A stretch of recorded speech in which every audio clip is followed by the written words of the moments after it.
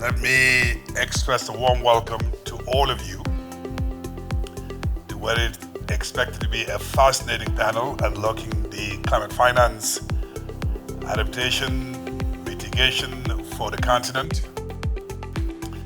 This is an event co-organized by AfriCatalyst, but also the Open Society Foundation, a true partnership between two institutions who believe in access to climate finance for the African continent. We are all witnessing the effect of climate change in Africa and beyond in terms of food insecurity, in terms of disease outbreaks, in terms of migration, in terms of coastal erosion. All of that is having very, very tragic effect around the continent and beyond.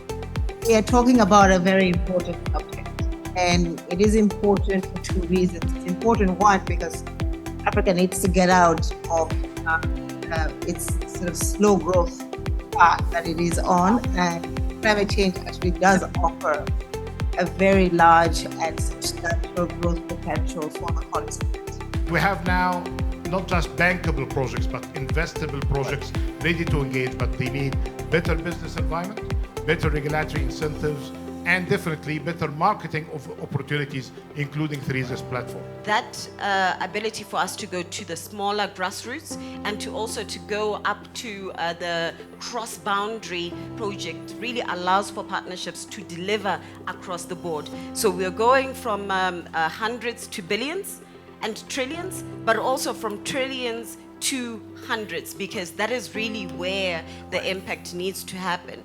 You need the upstream work from the governments to set the right planning, the right vision, the right strategies, to make sure that you have the nationally determined contribution, and to make sure that with the money is available, project preparation money is available for the government, so it's grant resource to allow them to do the upstream work that is required to identify a list of projects that will meet the ambitions of the country. I could not emphasize more, having been in government, the role of the government. How do we accelerate finance into the continent?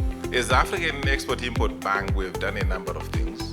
One was to ensure that as an institution we were fit for purpose.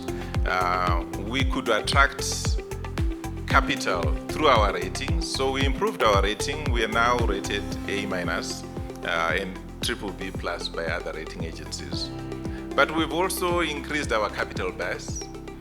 So we now have adequate capital. So we thank our African shareholders for putting money into the institution so we can do more.